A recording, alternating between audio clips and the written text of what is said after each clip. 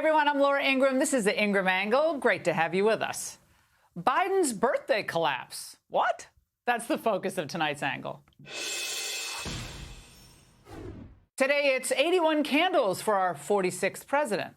That's quite a personal accomplishment, I must say. Well, the stars of stage and screen have traditionally loved celebrating Democrat presidents on their birthdays. Happy birthday to you. Happy birthday, Mr. President. Happy birthday to you. Happy birthday. Biden was 19 and a half years old when that took place. But this year, the affair was a little more subdued.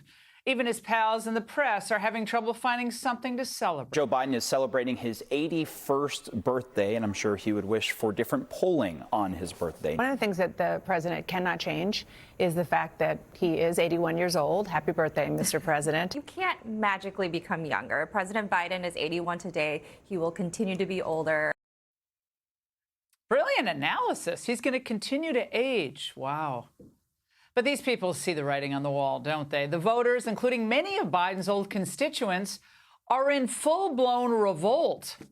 His numbers are dropping faster than his words in mid-sentence. Now, less than a year before Election Day, the just-released NBC poll has Biden approval numbers at a record low of 40%. And among young people, I almost fell over when I saw this, he's at 31%. On the economy, his number is 38%. Then young voters give him an abysmal 20% on foreign policy. That's his handling of the Israel-Hamas war, of course. Now, Trump is up 4% among young voters and 2% overall. So, wait a second. This must be a one-off. This can't be a trend. Well, hardly. This confirms the trends we've been seeing now for a while. And a new Harvard-Harris poll just released shows the birthday boy is in just as much trouble against Trump, down by 7 points. Although, for some reason, Biden's approval number in that same survey is oddly jumping a little bit to 45. But inside the poll, on specific questions, it's more bad news for Biden. Americans' fears and frustrations about crime. Wow, that's clear. 63% of those surveyed believe gun ownership is important to be able to protect yourself against attacks. And 83% want to crack down on shoplifters. All right, let's face it. Try as they might, it's just impossible to spin these numbers. The data guys have pretty much just given up. This, by the way, is the lowest we have measured his job approval rating since he became president. The last time a Democratic candidate did this poorly amongst voters under the age of 35 was before either of us were actually registered. Of course, Biden's most truculent supporters did try their best to see the bright side on a slew of bad Biden polls. Are these poll results, and you can comment on that, part of a Biden pattern not to be overreacted to when you look at where he ends up? I think we're all a little skeptical of some of the polling. The most interesting finding in the poll, which actually everyone should look at, is that 77% of Democratic primary voters support the president in that poll. That's his highest number yet. Oh, my gosh. Okay, that analysis is just sad.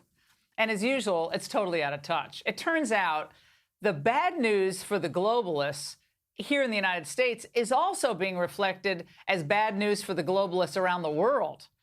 Argentina saw a shock win for the populist candidate, Javier Milei, and the anti-immigration conservative populist movements are growing all across Europe. In France, in Sweden, Germany, and Spain. More on that with Victor Davis Hanson coming up. But the bottom line is clear in all of this.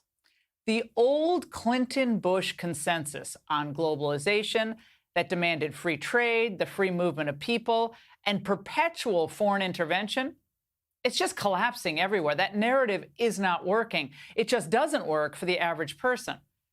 It was a policy of the elites, by the elites, and for the elites. It failed everyone else. So it's time to go back to real democracy and give the voters what they want. And that's the angle. Hey, Sean Hannity here. Hey, click here to subscribe to Fox News YouTube page and catch our hottest interviews and most compelling analysis. You will not get it anywhere else.